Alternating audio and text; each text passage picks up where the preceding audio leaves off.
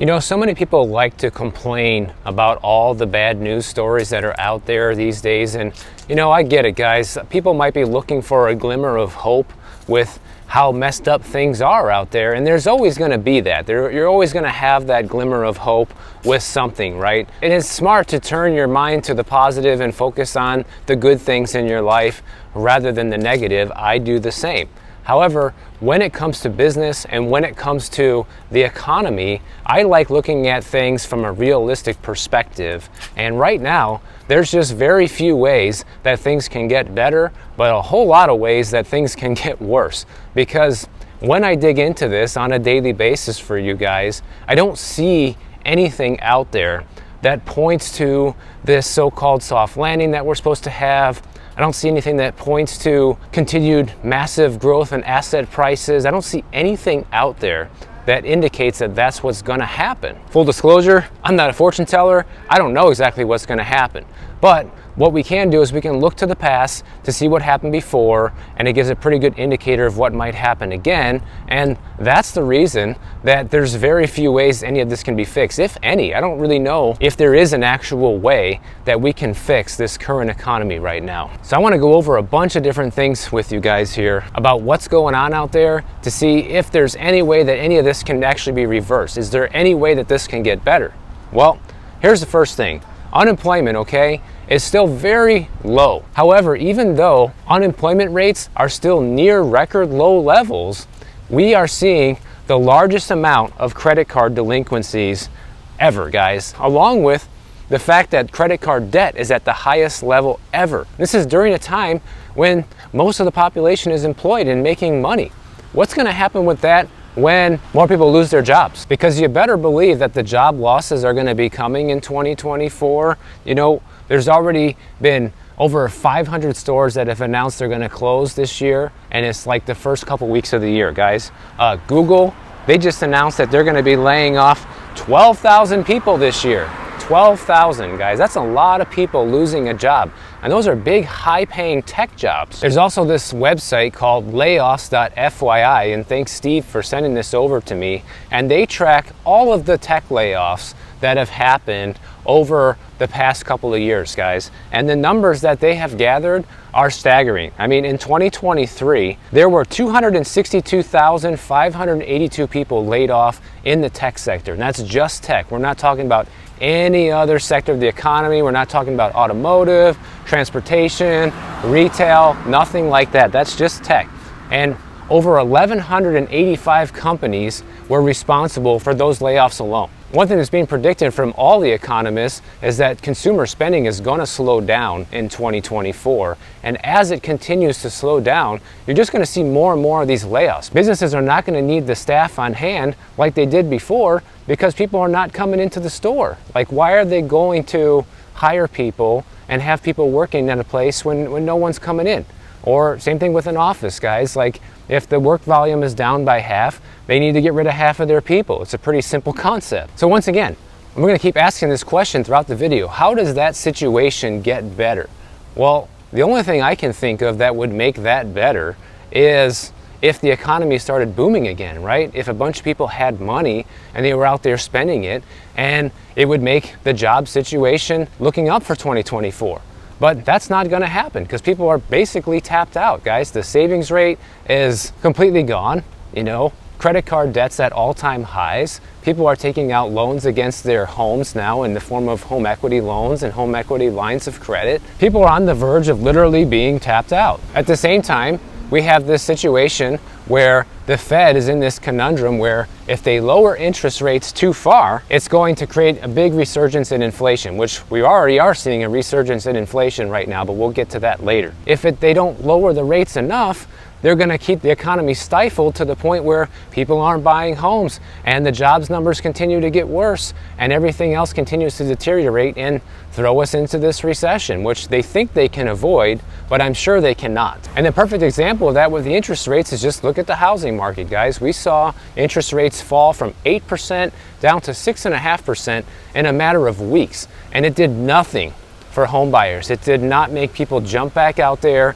and get into the market and go apply for mortgages and buy homes. It did nothing. Why? Because that 1.5% difference is not enough to improve affordability for people. We would need to see either rates or home prices or both fall significantly from where they're at to get people excited again to rush out and buy, because simple fact is, people can't afford it. Everybody wants to see those 3% mortgage rates again. Well, guess what? Even if that did happen, you would see a huge rush of people back into the market, push home prices up far past where they're at right now, to the point where once again nobody can afford it, even with a 3% mortgage. And I'm pretty sure most people don't want that. And all this is starting to bleed over into other sectors of the economy as well. These high interest rates are making it hard for people to buy cars or other large ticket items that normally need to be financed. And just a small reduction in rates from the Fed this year, say they'd only cut the rates by a quarter point 2 or 3 times, which is the most likely scenario. What is that going to do for affordability, guys? Is that going to make houses and cars magically affordable again if the Fed's fund rate drops by 75 basis points? No. The answer is a resounding no. It's not going to make anything more affordable, especially when other things are still continuing to increase in price. These interest rates are causing many people to spiral out of control with the credit card debt. How do you fix that, guys? How do you fix it when people have, $5,000, $10,000, $12,000, $20,000 in credit card debt, paying a 25% interest rate? Like, how do you fix that? You can give a person like that more money. You can pay off all their bills for them. But most likely, it's poor spending habits that got them into that predicament to begin with. And even if you bail them out, so to speak, they're likely to end up right back where they started within a couple of years. And just the fact that they're talking about a soft landing basically every single day right now, like, you cannot look through any of the news articles without seeing soft landing being mentioned right now. Just the fact that that's happening is proof that we're probably not going to have one, because that's exactly what happened before the GFC in 2008. I actually did a live stream about this. I came across all these different news stories from 2006 and 2007 talking about exactly the situation we're hearing about right now, how the Fed is going to have a soft landing and they're just going to make the economy great again through their strategic lowering of interest rates. But history has shown us that that's never actually happened before, but they still write about it every single time and try to convince people that it will happen again. So once again, how do you fix that? How do you fix this situation? As far as I know, there's no way to fix it. Like I said earlier, if they lower rates too far, they're going to have a huge resurgence in inflation. If they don't lower them enough, they're going to stifle the economy to the point where we just fall into this huge recession. So the Fed's out of ammo, guys. I feel like no matter what they do at this point, it's not really going to matter. We still have the inverted yield curve at the highest amount ever, and this inverted yield curve has literally predicted all 10 of the last recessions. And some people will say, oh, hey, what about the stock market, Michael? Because the S&P 500 rallied last year. We had this huge rally in 2023, which everybody looks at and says, oh, the economy's doing great. It's raining a little bit. Hopefully not much. But you know what? They should just rename the S&P 500 to the S&P 7, because all of the growth in the S&P 500 last year came from what they call the Magnificent Seven. You have Apple, Amazon, Alphabet, Meta, Microsoft, Nvidia, and Tesla. Okay? Those are like the top 7 companies in the S&P 500 that make up for all the growth. How is that a healthy sign of the economy, guys? So you're telling me the other 500 companies in there are not pulling their weight? I mean, how is that a good thing?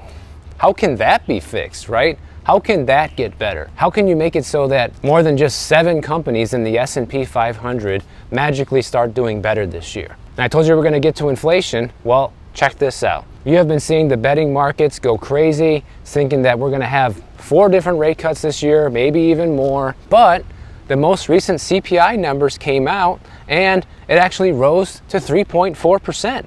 And the previous reading was 3.1%. So now it's starting to tick back up, guys. And guess what? The Fed has not lowered rates at all. They have just held them steady for many months now, but they have not lowered them. That is the key thing here that you need to understand. So what's going to happen to inflation when they actually do start lowering rates? probably going to continue to go back up, right? You better believe the Fed is going to have a close eye on this, and they're really going to be thinking hard about whether or not they should be cutting rates soon when they're starting to see inflation start to resurge like this. You also have these horrible jobs reports, all year long, all throughout 2023, we kept hearing all these stories about how the jobs numbers are fantastic, the labor market is continuing to, defy all odds and all expectations. Even with the higher interest rates, there's still a plentiful amount of jobs out there. Well, in reality, so far the jobs reports have been revised down 10 out of 11 months in 2023. We don't have the info for December yet, but that equals about an average of 42,000 less jobs being created per month than we were initially told. So essentially, we've been lied to all year about how good the job market is, guys. And you don't hear about the revisions. They don't really come out and make stories about that. The headlines are always about, oh, there was 300,000 new jobs added in November. There was 400,000 new jobs added in October, right? Those are the numbers you actually hear. Those are the headlines you hear. You never hear about, oh, it actually got revised down 120,000 jobs this month. Oh, and you know what's very interesting about this point, about the jobs numbers being revised down, is the fact that the last time that we had this many downward revisions in one year was, guess when?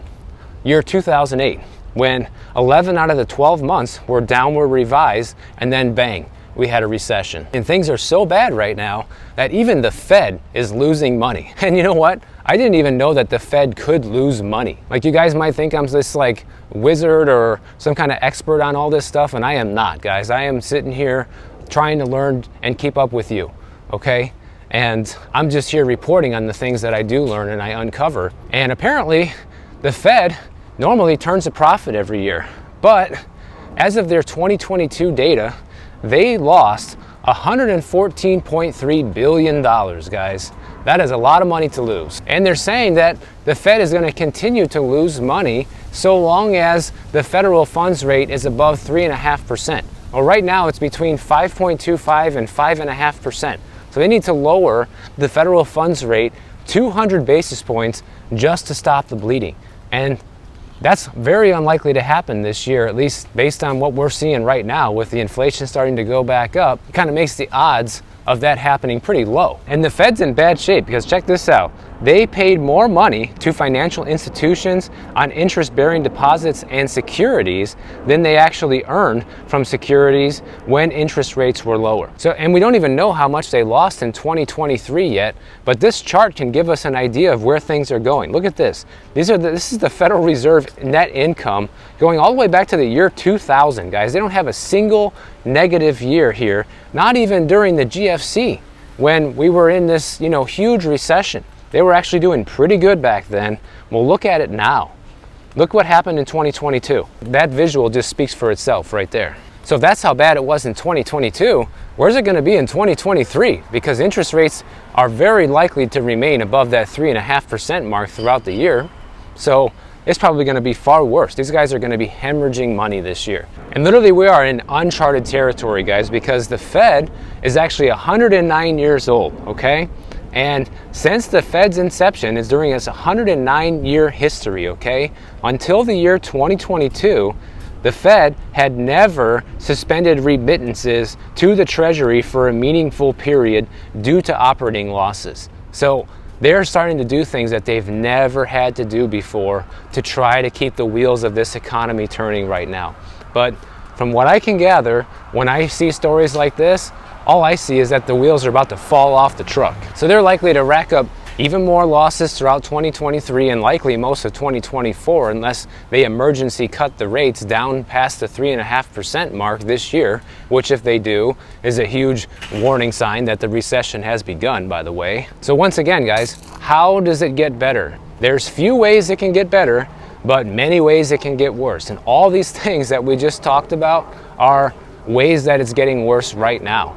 And how can it get better? How do you fix all of this? We've had so many different problems come up basically since the great financial crisis that we've kind of just put on the back burner for the past 15 years or so. And now all of these problems are starting to boil over and we can no longer ignore them. But the problem is they're all coming together all at once. And I don't see how they're gonna fix this, guys. I mean, the only thing that comes to my mind, which is even a temporary fix, is if people got a massive bump in wages, right? To the point where people could easily afford how much things have gone up with inflation, to the point where the average person can easily afford a house at today's prices, where the average person can easily afford to buy a car and pay for all of their daily living expenses and still have money left over and still have money in savings and not be relying on credit cards to pay for life. That would have to be a substantial increase in earnings. I don't know exactly how much it would have to be, but let's just say probably at least 50 to 100% increase in the amount of money people make, which we know is not going to happen. But even if by some miracle it did happen, right? Even if that did happen, all that would do is create the wage price spiral, because people would be flush with cash once again. We would see inflation go back up. We would see the cost of housing continue to rise. We would see the cost of cars continue to rise, and everything that we buy, to the point where it gets back to unaffordable again. That's exactly what we saw during the pandemic, guys. Like, things were already pretty expensive before we had the pandemic, but it was manageable, I guess you could say, right? But then once all the money printing started and everybody was flush with cash and got stimulus checks, and a bunch of people were getting the EIDL loans and the PPP loans, like, that changed everything, you know? Everything started to skyrocket like a year and a half later. You know, that's what got us to this position where we are right now, where life is unaffordable as we know it. Now, the reality is, guys, I don't know what's going to happen. Like I said earlier, I cannot predict the future, but all these things that we're seeing right now pointing to the fact that we're going to have a pretty major recession at some point, and it's going to take its toll on this economy. It's going to reverse a lot of these trends that we've seen happen. To have proof that nobody really knows what's going to happen, check this out. BlackRock recently came out and announced that the betting markets, the stock market, everybody says that the Fed's going to have all these rate cuts this year.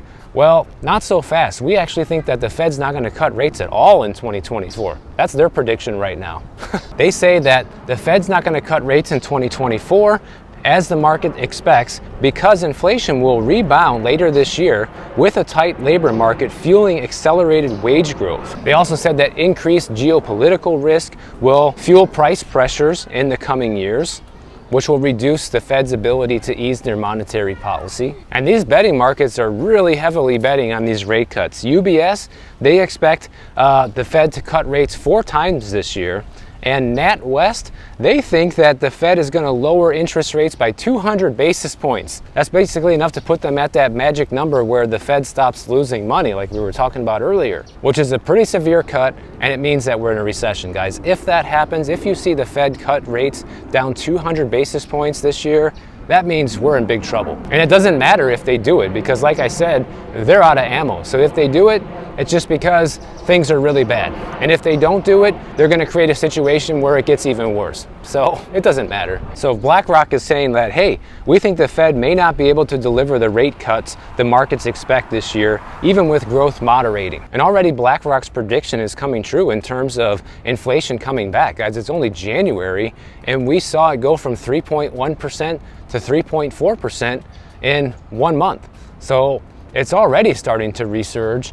And if they actually start cutting rates anytime soon, we're very likely to continue seeing that trend move up. We're going to see inflation go back up past 4%. It's just going to continue to go back up. There's just so many things that can make things worse, and very few things that can make anything better, guys. Like, I was able to name one thing in this whole video that might make things better temporarily, and that's people getting a massive bump in pay. What else out there? Let me know in the comments. What else could happen right now that could make things better? Yeah, the war in Russia and Ukraine could magically be over with. The same thing with Israel. Like, all that could just end overnight, which we know is probably not going to happen. But even if it did, is that going to change the situation? Probably not. It's not going to change how our economy operates. It's not going to change any of the fundamentals. Is taxing the rich going to make things better for everybody? I don't think so. Especially since every time they do that, they just take this money from the rich and it goes back to the rich in some way, because they take that money and, you know, the government squanders it. They don't spend it on anything meaningful. They don't put it towards anything that really does anything for most people. My personal opinion, which you probably already know, is I feel like we just have too many headwinds facing our economy right now, and it's going to be time to finally face the music. Like, we're going to have to finally have this recession that we should have had back in 2020 before they came in and bailed out the economy with the massive stimulus. I think now it's getting to the point where we need to have it. The question is, when is it going to begin? Well, the only clue that we have are a couple things. We can look at when the Fed starts cutting rates. Typically, we'll see a recession within 3 to 6 months from that. Also, we can look at when the Treasury yield uninverts. That's also another indicator of when we're likely to see it happen, guys. So I'm not going to put a date on it because I don't know when any of that stuff is going to happen. But all I know is that's what we can look out for. That'll show us when it's going to happen. So if you guys enjoyed this video, make sure you subscribe to the channel. And if you don't want to wait for my next video to come out, check out this one on the screen right over here. And I'll see you in the next one.